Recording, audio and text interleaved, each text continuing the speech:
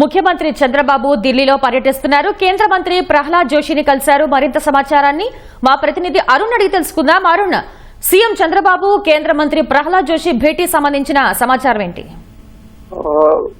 2 రోజుల పర్యటనకు గత రాత్రి ఢిల్లీ చేరుకున్న చంద్రబాబు ఈ రోజు తొలుత కేంద్ర మంత్రి ప్రహ్లాద్ జోషిని కలిశారు. ప్రహ్లాద్ జోషి ప్రస్తుతం కేంద్ర మంత్రివర్గం నుంచి వినియోగదారుల వ్యవహారాలు, ఆహార, అదేవిధంగా పునరుత్పాదక ఇంధన వనరులకు సంబంధించినటువంటి శాఖలు నిర్వహిస్తూ ఉన్నారు. అంటే రాష్ట్రంలో ప్రస్తుతం చేపట్టినటువంటి అనేక కార్యక్రమాలు ప్రధానంగా చూసుకుంటే సోలార్ పవర్ ప్రాజెక్టుకు సంబంధించి దాని కొనసాగింపుగా పిఎం సూర్యఘర్ అమలు సంబంధించినటువంటి విషయాలన్నిటిపైన ప్రధానంగా చర్చించబోతున్నారు. దీంతో పాటుగానే ఎల్పీజీకి సంబంధించినటువంటి విషయాలు కూడా వినియోగదారుల వ్యవహారాల నుంచి కొన్ని అంశాలు పెండింగ్ లో ఉండటంతో వాటికి సంబంధించినటువంటి అంశాలపై ప్రధానంగా సీఎం చర్చిస్తున్నట్లుగా తెలుస్తా ఉంది.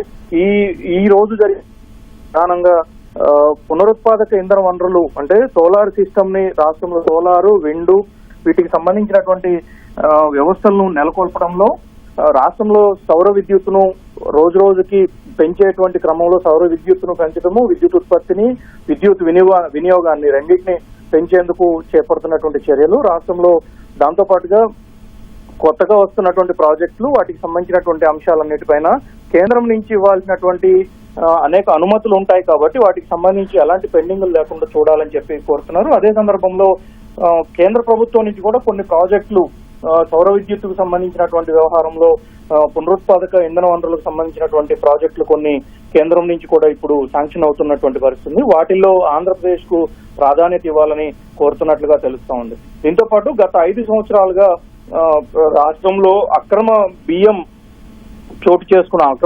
సంబంధించినటువంటి అక్రమాలు చోటు చేసుకున్నాయి. బియ్యాన్ని ప్రజలకు పంచాల్సినటువంటి బియ్యాన్ని అక్రమంగా ఎగుమతి చేయడం వంటి వ్యవహారాలన్నిటిపైన కూడా రాష్ట్ర ప్రభుత్వం దృష్టి సారించింది. వాటికి సంబంధించిన విషయంలో కూడా కేంద్ర ప్రభుత్వ సహాయం కోరుతూ ఉండొచ్చు. వాటితో పాటు ప్రస్తుతం రాష్ట్రంలో పండిస్తున్నటువంటి పంటలకు తాము అమలు చేస్తున్నటువంటి విధానం, దాన్ని మరింత సమర్థంగా అమలు చేయడానికి ఉన్నటువంటి మార్గాలు, బియ్యం అంటే ధాన్యం సేకరణకు సంబంధించిన విషయంలో రైతుల నుంచి ధాన్యం సేకరించిన 48 గంటల్లో డబ్బులు వారి ఖాతాలో వేస్తున్నటువంటి పరిస్థితి ఉంది. దానికి కేంద్రం నుంచి కూడా కొంత సాయం అందించాల్సి ఉంటుంది కాబట్టి వాటికి సంబంధించినటువంటి విషయాలపైన ప్రధానంగా చర్చిస్తున్నట్లుగా తెలుస్తా ఉంది. ధన్యవాదాలు అరుణ్.